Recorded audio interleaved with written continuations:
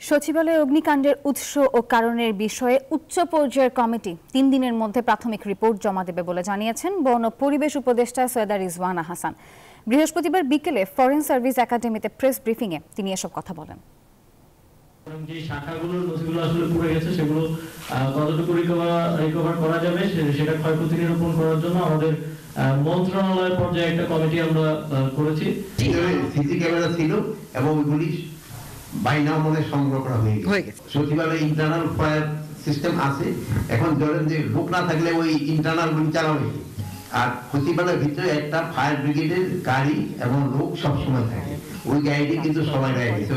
এই বিষয়টাকে সরকার খুবই গুরুত্বের সাথে নিয়েছে, যার জন্য আমরা 3 দিনের মধ্যে প্রাথমিক রিপোর্ট দিতে স্বরাষ্ট্র সচিবের নেতৃত্বে উচ্চ পর্যায়ের কমিটিটা করেছি।